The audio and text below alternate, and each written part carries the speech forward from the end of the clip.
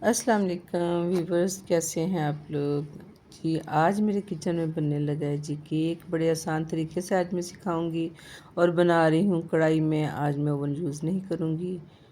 एक पौना कप जो है ना वो मैंने लिया जी मैदे का। आपने मेजरमेंट देखनी ध्यान से।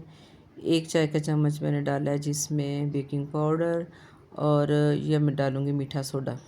ये चौथाई चम्मच कह लें आप ना, ये मैंने डाला है जी, थोड़ा सा है ना मीठा सोडा। और इसके बाद मैं इसको छान लूँगी, और छानने के बाद हम जो इसमें शामिल करेंगे। और मैं आपको बता दूं कि मैंने जो कढ़ाई है ना कोई 10 मिनट हो गए हैं चूल्हे पर रखी, बहुत हल्की आंच पे। और आपके आसानी के लिए आज मैं बना रही हूँ जी ग्राइंडर वाले जग में। ये जो आम जग हम बनी रहा, एक दो मैंने डाला जी अंडा। और ये देखें जी कोई कप का चौथा हिस्सा जो मैंने डाला है ऑयल। ऑयल भी हम बहुत कम सा डालेंगे, और साथ आधा कप डाल दिया दूध।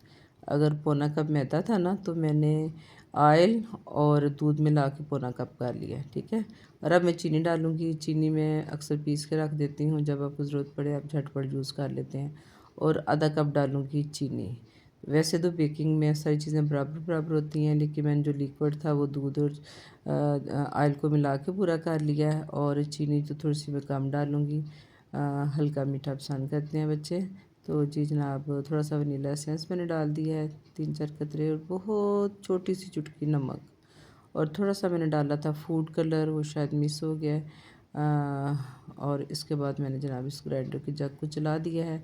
आपने ज़रा थोड़ी थोड़ी देर बाद ब्रेक दे दे के ना इसको, कोई तकरीबन 2.5-3 मिनट जो है आपने इसको अच्छा सा जो है ना ऑयल, चीनी और अंडे को अच्छा सा ग्राइंड कर लेना है, ब्लेंड करना है। और बड़ा आसान तरीका है। आपको ना हैंड बीटर यूज़ किया आपने, ना आपने इलेक्ट्रिक बीटर यूज़ किया। बस इस स्टेज पे आके ना मैंने थोड़ी देर के लिए हैंड बीटर यूज़ किया था। पहले मैंने इसको स्पैचुला से मिक्स किया है, लेकिन फिर मैंने हैंड बीटर जो है वो यूज़ किया है, ताकि कोई लम्स ना रह जाए, अच्छा सा जो है ना यकजान हो जाए सब कुछ। और माशाल्लाह इतना मज़े का केक बना था। जब भी आपका दिल करे कोई घर की चीज़ खाने को, तो उसमें जो केक है ना चाय के साथ, ये भी बड़ा मज़ा देता है। और मैं तो अक्सर जो है ना टी केक बना लेती हूँ। और जी जनाब, आपसे रिक्वेस्ट है, वीडियो पसंद आए तो प्लीज़ वीडियो को लाइक कर दें, चैनल पे न्यू हैं तो सब्सक्राइब कर दें, और प्लीज़ बेल आइकन को ज़रूर प्रेस कर दें, ताकि जो भी वीडियो या व्लॉग आए आप तक फ़ौरन पहुँचे। तो ये मैंने मॉड लिया है, छोटा सा मॉड लिया था, और इसको मैंने पहले थोड़ा सा ऑयल लगा ग्रीसी सा कर लिया है। फिर बटर पेपर ऊपर रखा है, और ये सारा मटेरियल जो है ना अब हम इसमें डाल देंगे। और ये जो स्पैचुला है ना, ये बड़े काम की चीज़ है। ये जिधर आपकी हाथ की उंगलियां ना पहुंचे, आपके हाथ ना पहुंचे, उधर ये बड़े अच्छे तरीके से पहुंच जाता है, और बड़ा नीट करके ना हर बर्तन साफ़ कर देता है। कोई खाने पीने की चीज़ ज़ाया नहीं होगी। इसको हम टैप टैप टैप करेंगे, और उसके बाद जनाब कढ़ाई का ढक्कन हमने उठाया। कोई तकरीबन 15-20 मिनट हो गए हैं कढ़ाई को ना रखे हुए स्लो आंच पे। और अब हमने दोबारा से केक को ज़रा थोड़ा सा टैप टैप कर दिया, थोड़ा टेढ़ा हो गया था। और इसके बाद जनाब हम इसके ऊपर रखा है ढक्कन, और बस 2 मिनट के लिए थोड़ा सा मैं चूल्हे को तेज़ किया, और फिर आहिस्ता कर दिया दम वाली आँच।